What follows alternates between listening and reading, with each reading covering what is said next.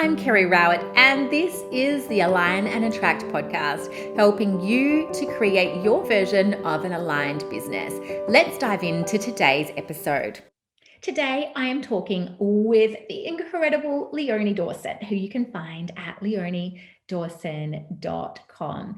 This is a part of my series called Your Aligned Business, where I talk to inspiring business owners of different sizes and different kinds about what makes their business beautifully aligned to them, the kind of choices and decisions that they have made to create this aligned business.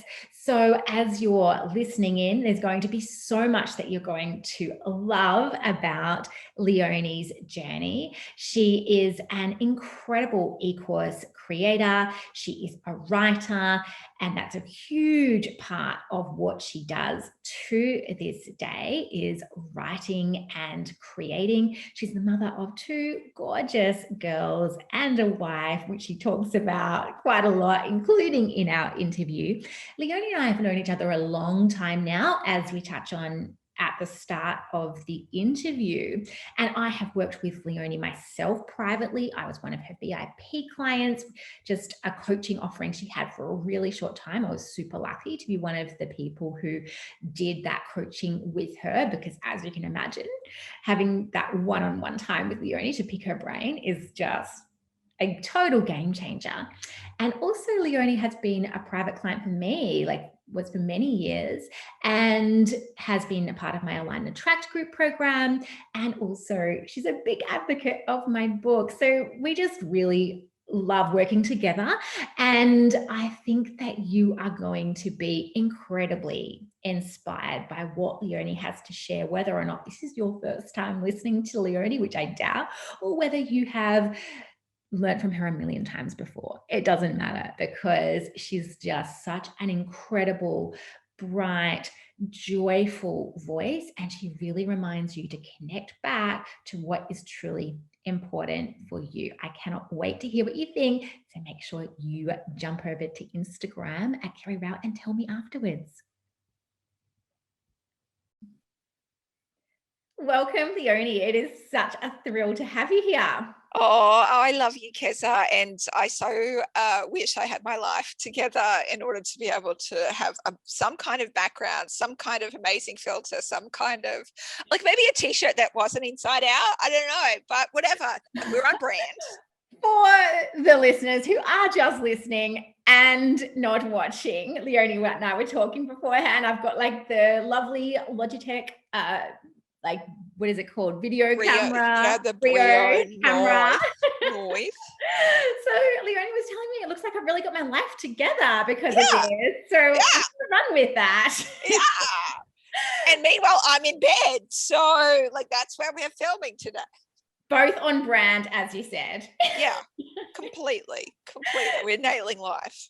Absolutely. So I first connected with you back in 2008. You were promoting, I don't know if it was your very first course, but it was my very first e-course. And it was about making your home a goddess space. And I absolutely loved it. And Aww. it was so sweet. And this was like the very early stages of business for you, certainly of online business. So can you tell us a bit about those early days? Sure. That was about 2008, 2009. I think that was my second course that I'd created. I had the Creative Goddess course first. And I was really just in the place of exploring and trying out what would maybe create a business. And so I'd done stuff like sold my artwork at markets, I'd run retreats, I did tarot card reading online, I did life coaching, I did women's circles, and was always just making shit. And then I'd sell on Etsy, and always just knowing that I eventually wanted to have a business so that I could have kids, stay home with them, and do this as a creative career, but not sure the actual way that it would make enough money. And then I remember in 2007, 2008, I remember one of my dearest friends called me, and she said, "Have you heard that Susie Blue, the artist, is doing an online art course. I said, what? What is even that? She said, yes, it's called an e-course. And I said, oh my God. And I just ran immediately to her website. Can you hear my husband mowing outside, by the way?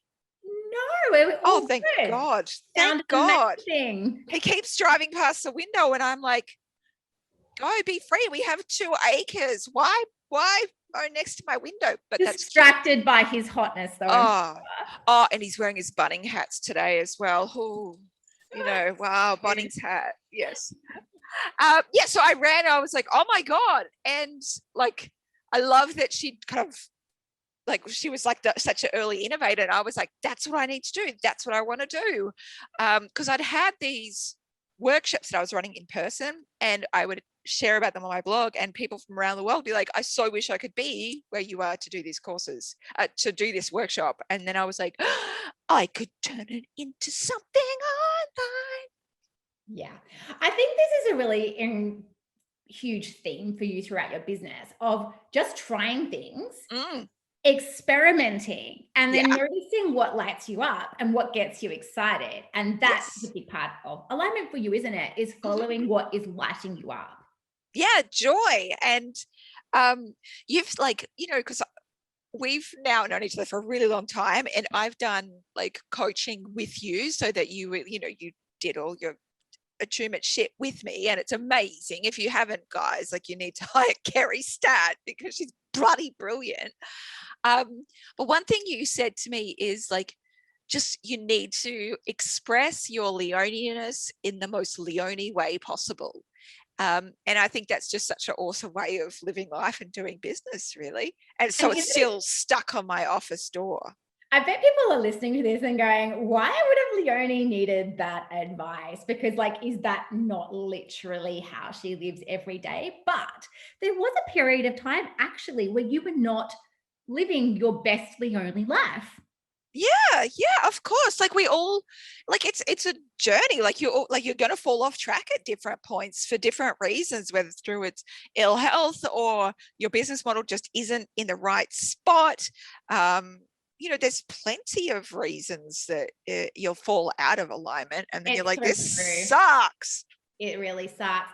We'll get into some of that in a moment, but I want to go back to those earlier days in your business first, because you've got this really beautiful story about how and why you created the Goddess Academy, which I'd love for you to share. Because you were just trying a whole bunch of things. You did create this e-course and then a number of other e-courses, but then you brought it together, and that for you was what initially created a solid business model for you. So can you tell us more? Yeah, I mean, I could have just gone with like carrying on with like creating the e-courses and selling them. But in 2010, I gave birth to my first baby, and had that enormous initiation into parenthood. And at the same time, we were living in a capital city, and I wanted to be able to like live regionally, live in the country, live wherever he wanted. And I didn't want my husband to have to work full time. So I was like, well, I want him to be able to quit his customs job. And I'd love for us to be able to have the funds and know that we can cope without his income. So I knew it was about $100,000 a year for us to be able to do that and buy a house, in a regional area. And was trying to work out how to do it.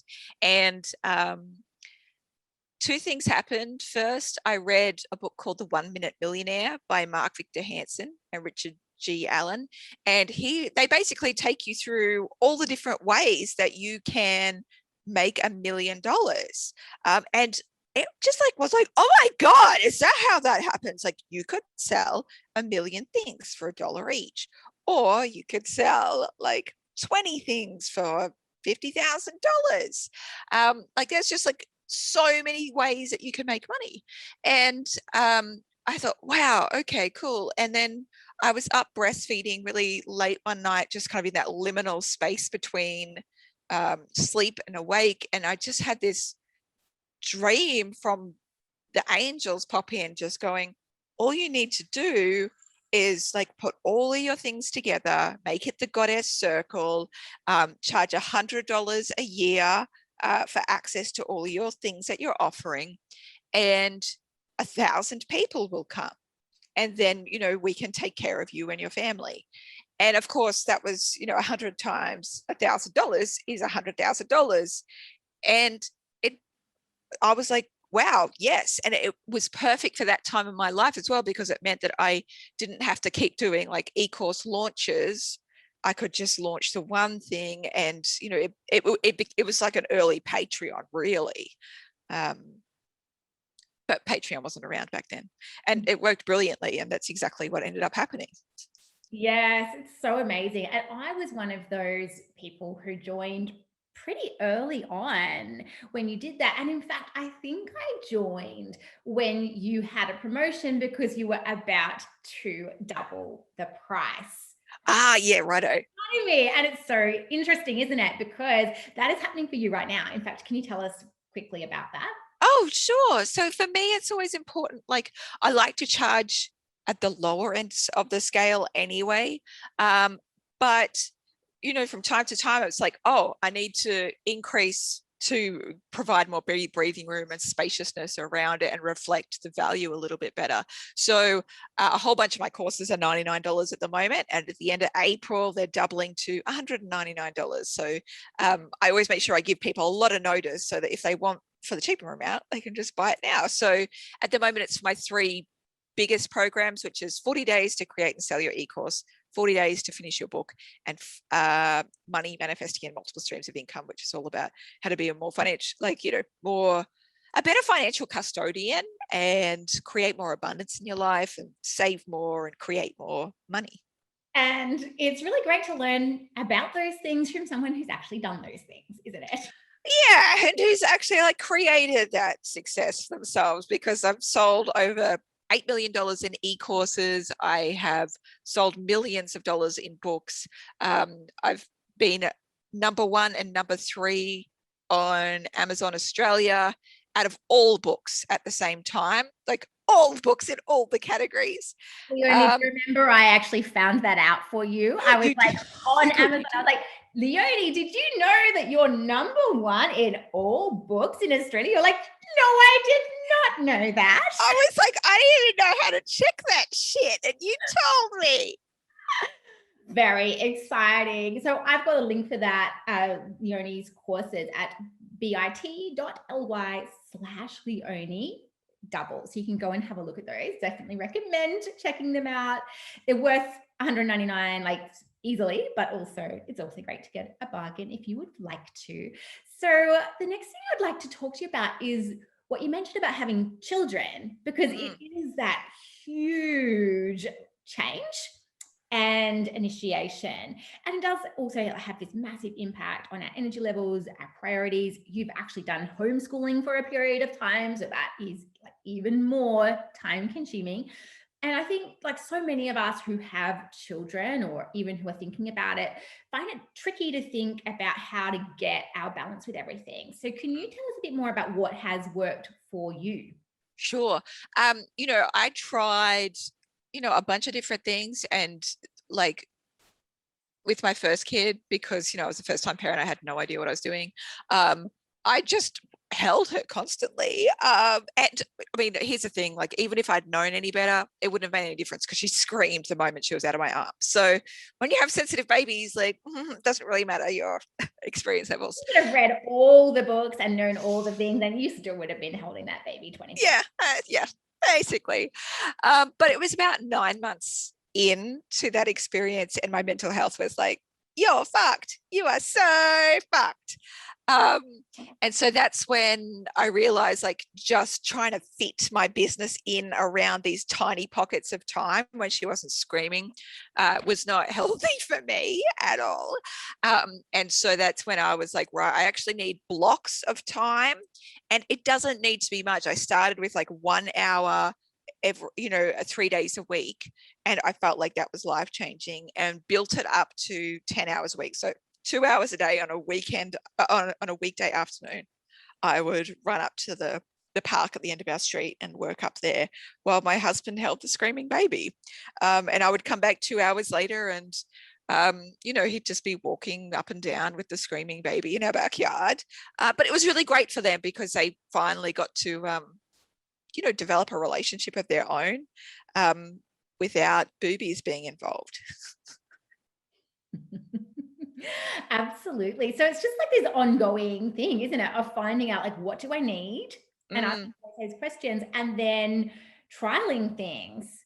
Yeah, really. And like for me, it's making sure that like I want to make sure I take really good self-care of myself. My body and my nervous system will shit itself if I try and do too much. And so I still only keep about 10 hours a week, and making sure that that self-care is critical. And I can't do it when there's other people around me. Like I can't just sit there while, the kids are playing or whatever, because my brain needs time out. I need to like just be like, yes, yours, you take the children. Like, I don't care if they don't need anything. I just need enough space to shut off and think only of myself and my business. So both of your kids are in school now, aren't they? Yes, they are. So you've actually got, a decent number of hours, but you keep your work hours contained to 10. So I'm also interested in that, because for some of us who've been very passionate about our businesses, or who are very passionate, it's easier to fill all the space that you have with work. Yeah. Stop that happening. Well, because if you do that, you will actually burn out. Right. So you keep that in mind. So you're most welcome to go that route if you like, but you will become a shell and a husk of a person and start hating your life and hating your business. So always good to just reduce your fucking hours a bit. And here's the thing, I don't actually feel like I do less than somebody who's working full time anyway. It's just that when you have 6 hours to do something, you're going to have a cup of tea, you're going to read the news sites, you're going to warm yourself up to it. You might get a bit distracted, all that kind of bullshit. You might procrastinate, you might just not do the thing. Whereas 2 hours, I'm like, right, what do I need to get done now? Let's do it. And then go out and get on with my life. So I've got a question around that. So let's say you've got 2 hours. Yes. Have you thought about in advance, what do I need to do? Have you planned your week, or how do you know this is the best way for me to spend these 2 hours? Because it's not like your income has reduced or is representative of someone who only works 10 hours a week. So how do you keep those 2 hours of work or 3 hours of work very high impact? So first and foremost, I always ask myself, okay, what is it I need to do today in order to make money? And it was a question that I would ask myself, when I had a screaming baby and I only had very short amount of time and I was the breadwinner for the family, still am the breadwinner. Okay, what is it I need to do today that will make the most amount of impact? And I also need to kill off all the tasks that are not important. So, a lot of people have talked about Pareto's principle, but 20% of our tasks create 80% of our incomes. The remaining 80% of the tasks create only 20% of our income. So I am not interested in that basic bitch 80% that doesn't really create much revenue. I'd rather just take the 80% of income that requires only 20% of the work. So I really stick to that. I have my journal beside me all the time. I have my written list and I just highlight the most important things to get that done that day. And then those things have to be done first. And I can fuck off with less important activities once those are done. So it's like you really elevate what's urgent and what is necessary and what is linked to making actual income. Yeah, what's going to generate some money? Yeah. All right, thank you. That is so helpful. So we touched on this earlier, but there have been times in your business that have been incredibly aligned, the heyday of the academy was one of those times where it's just holy shit, I can make over $100,000 out of doing this thing which I love and it's so creative. You've had so many times like that in your business, but then you've also had times where things that maybe were aligned aren't aligned for you anymore. Even things on paper, they might be doing really well, but you've let some major things go over the years, including the academy. So what are some of your own personal signs that something is no longer aligned for you? Well, I think like you know me well, so well already that you've already said it. It's like the joy factor is like if I'm feeling fucking great, then everything's aligned. If I'm starting to hate shit, it's not aligned. And if it's not working with my skills and I'm trying to shove myself like square peg into a round hole, like it's not going to feel good. It's like, you know, you knew when I had a really large team, I had like 20, 25 staff at one point, and my business was just growing so hugely. And it was exciting on one level to have, you know, so many staff, but on another level, I really struggled and I really hated it. And it just wasn't working. And I kept on trying all the different things and therapy and coaching and books to try and make me love it, but it didn't. Yes. So for you, it's like when I'm having to put in that extra effort to try and make myself love it or to try and figure too much shit out, it's like, no. So Yeah. one of those things for you is like, no big team. Yeah, no big team. I'm back to like right now, I'm in a very aligned place. I would say it's just so joyful and easy. And I've discovered through pure trial and error is that for me, the best team support is having one part-time virtual assistant that I've never met before. So amazing. And then, but your turnover has still stayed high. And even more importantly, which is not always talked about in online business, your profit is Yep. really high. Yeah, I earn more now in profit than I did when I had a really large team. Because of course, when you have a really large team, like people are really expensive and for good reason. It's their lives, you know. And I always really wanted to be super generous with my staff, and I still am. But when you start adding on the costs, and it's also really tricky to keep all of those people aligned with the vision and the direction of the company so that their actions are doing like, okay, what do I need to do today in order to create maximum impact for minimum effort for the company? It seems to kind of take on a whole bunch of largesse, and people think a business needs to be a certain way, so we need to do this and this and this, when it's actually not accurate. You can kill off most of your task list. Yes. And so it kind of started to go the opposite direction where there's like more and more and more tasks and more things and people to manage. So kind of what I'm hearing about what went out of alignment, it was like you lost the high profitability. I mean, it was still, of course, highly profitable, but not to the extent that you can be profitable. Yeah, I think I'm earning nearly double the amount of profit now. Oh my gosh. And then I'm guessing your hours were harder to cap at 10 as well.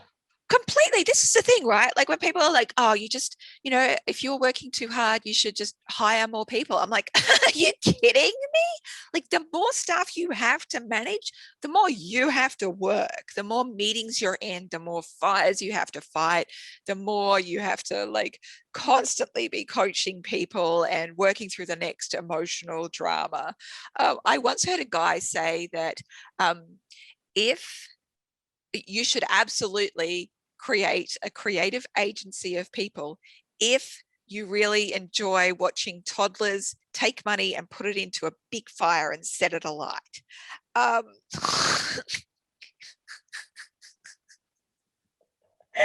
Oh my God, I love it. So it's like, yeah, there wasn't the profitability, there weren't like the tight number of hours that you liked. And then as well, you're not using your strengths and skills because you're spending all this time managing people and managing. Oh, the horror. It was a horror. Like I'm not born to manage people. Like I'm an introvert. Two, I have autism. All I want to do, and like three, I'm a creative. All I want to do is be left alone in a room by myself so I can make stuff. And when you are managing a large team, you don't get that. You like have to, I was having to like cram in the creativity around the edges. It was like I'd given myself a normal job instead of what was my dream job and what is now again my dream job. Which is so inspiring. It's like to be able to like to get into that place and to go, oh, and like this is not really me. This is not my aligned business anymore. But then having to dismantle something that is making good rate money and is actually working really well, it's very courageous. Yeah, it is. And like I'm not reckless in that either. So like when we closed the academy down, and by we I mean I, um, like I knew it was probably coming in the future. It was something I'd still absolutely love, but it was like another sign from the angels. Like, before, you've done 10 years of the academy, it's time to wind it up. Like, it's time to honor the gift that it was and make way for something that's new, even if you're not sure what that is yet. And so I knew it was coming.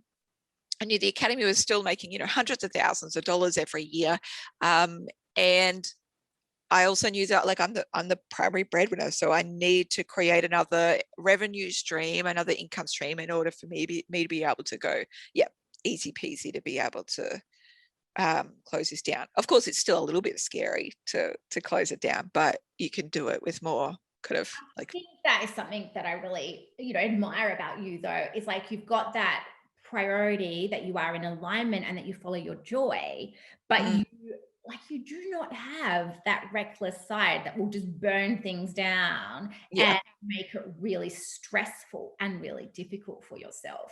Yeah, and well, I just don't feel like I have the luxury of that. Like I have a husband who I adore and who gave up his career in order to be able to support me to do these dreams so that he could be, the primary caregiver for our kids.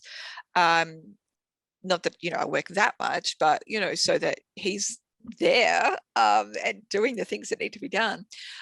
So I feel like I need to pay him back in that regard and pay him back by creating a very financially secure future for us, and to be able to invest in our kids' education, because that's our values and our ethics.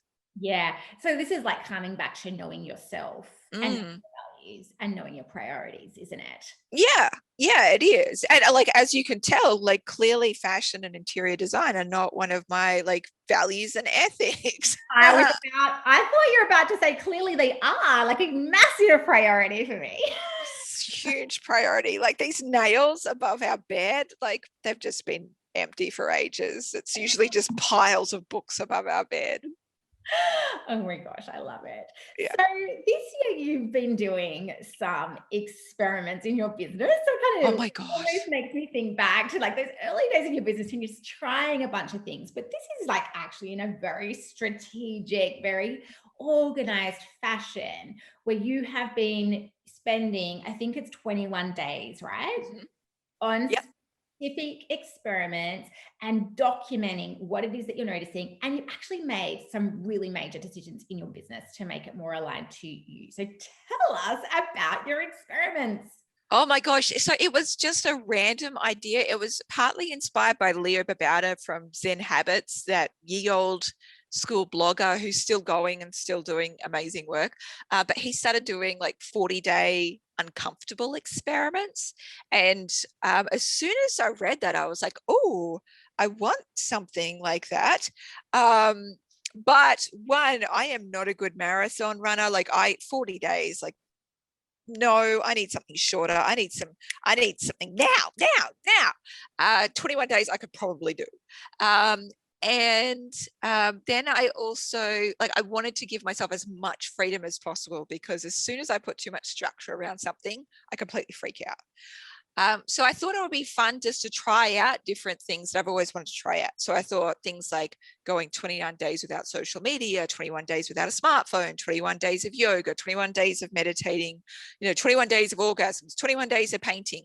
I just wrote a really long list of ideas and gave myself complete permission to cancel them at any time, share whatever I wanted or not, and see how it went. And the first one I chose was to do 21 days of no social media. And I was terrified of doing it. I thought it was like, I was like, how am I even going to survive?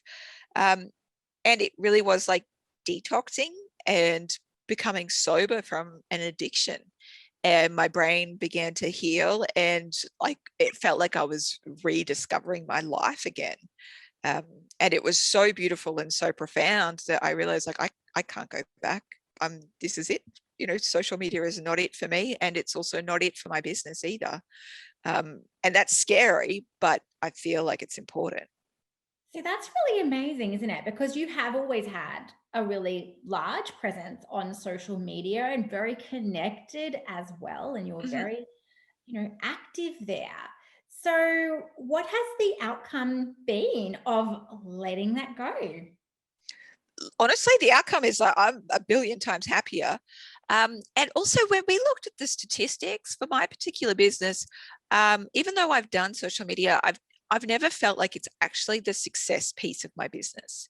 The Mm. success piece of my business is being able to share my story in an authentic way, which is best done through blogging, because I don't like, I'm a very long form writer and I can't do social media in short form.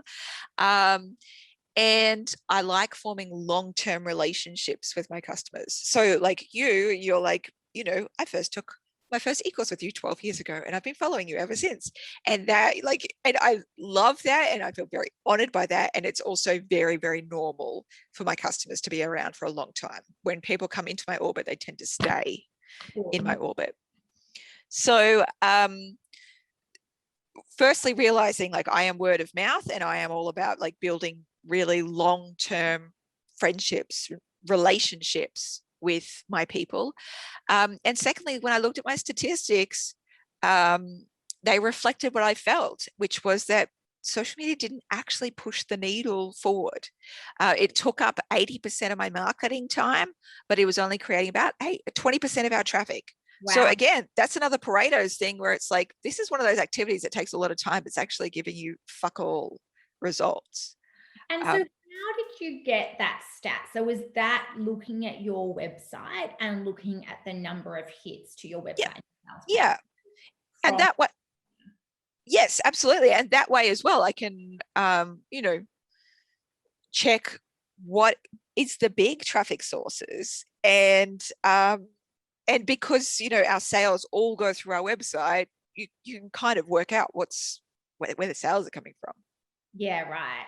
See, that must have just been so fascinating to you because, as well, like having a really big and pretty engaged audience, you would imagine, oh, of course, you'd be getting heaps of your revenue coming through Facebook. So it tells me, it's like this beautiful reminder that, yes, like trust your gut and trust your feelings and go with what feels good. But then also like take a look at the stats, because I bet there are lots of people listening who are like, oh, I don't really want to be on social media that much, or I don't Mm, really like this particular platform, but of course I have to be there for my yeah, business.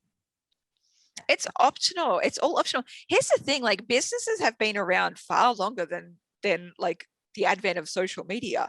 How did they make money before that? Oh, because they offered like a service that people wanted, right? And they did a good job with it. So people were always like, I'm going back to you and I'll probably tell friends about you. Like that is how businesses have been made for tens of thousands of years. And with all the, thousands of marketing options out there, they're all optional. Like Mm, social media marketing is just one yeah. possible option for marketing your business, and there's nothing that is actually mandatory in order for you to build your business. Yeah, so interesting. And so, like, just a real quick piece of advice, if you had it, like, if someone's listening to this and maybe they've already started their business since social media was around, and so they Mm, kind of feel like, well, actually, I feel like that is the way that you market your business. Like, of course. what are these other ways you speak of, Leonie?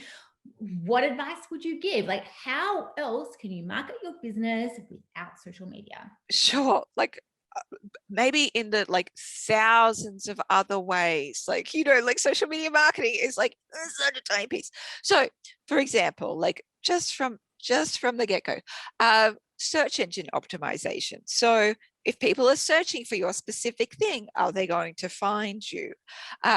Also, where are your people currently hanging out? Like, who are they currently learning from? What books are they reading? What magazines are they reading? What cafes do they go to? What like restaurants do they go to? What other things are they interested in? And how can you get in front of them or somehow do some kind of joint venture or collaboration with those to like cross-seminate that audience together? How can you do joint ventures like online? So for example, because like a lot of people do this where I say, me and Kerry, we have very similar audiences. We don't offer the same things, but our audiences are pretty much the same. And so you know what I might do is I'd go, okay, well, how about I interview you and we do like a webinar for my audience that I invite everyone to, and you can sell your programs from that. And in return, you do the same for me. And you could do things like creating like tele summits. Like there's still like tele summits are still huge. You can create free opt-ins. You can have affiliate programs. There are so many ways to grow your business online. And I promise you, like, even though my social media numbers are high, that's actually not because of social media. It's because of all the other fucking work I've done. And they're just like, oh yeah, they're the people who already know about me, basically, because of the other work I've done. Yeah, that is so helpful. Thank you. And I hope that's like really stimulated everyone listening to go, oh, okay, I can be really creative about my marketing as well as creative about what it is that I create in my business. Yeah. And you know what? Like when I looked at the stats of like how little like social media was giving us traction, I messaged my assistant. I was like, hey, just out of interest, like how much percentage of our traffic would we need from social media in order to make that worthwhile, considering like it takes so much of your time to manage and so much of my time to create for? And she was like, I don't know, like 40% at least, but I'd be kind of disappointed by that. And I was like, 20%, 20%. She's like, fuck it so much. Like it just made us so cross that we'd been wasting our time when we could be doing amazing things. So we've got like so much time available to us now to create things that are that much more potent and that much more powerful. Oh my gosh, so good. So you have talked a bit around this, but I wonder if there's anything else you'd like to add about what makes your business just perfectly aligned for you at this particular point in your life. One of the things is not being on social media and having heaps of time within your 10 hours now. Mm. It's so nice just to go, okay, well, how can I be really strategic here? How can I work out where my people are and how I can turn up and serve them so that they know about me? How can I do my best work in the world? I love this book actually. Oh, it's just here, I'll get it. Die Empty by Todd Henry.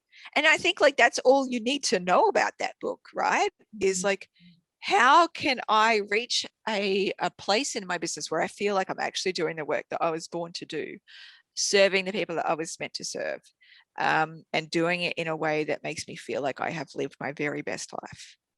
Oh my gosh, that is just perfect. And do you know what's next for you in business, or is it more of the same and working towards dying empty? But yeah, basically working towards dying empty. I have lots of ideas for new programs that want to be birthed into the world, and people keep on asking me for, you know, a masterclass about boundaries, a masterclass about, you know, self-love, a masterclass about how to apply Pareto's principle into your business so that you can, you know, work less hours and still earn a shit ton. And then I've got to do like more of a comprehensive marketing course as well, like how to build your mailing list, how to get more people to know about you, all of that stuff. So yes, there's lots of notes in my journal about what wants to come out next. It's a lot about creating, isn't it? Yeah, making our magic Creating happen in the and world. then marketing what you're creating. Yeah, and doing it in a way that feels beautiful and joyful, you know. I hope that's one of the biggest things that people take away from this, like what feels joyful and what's amazing.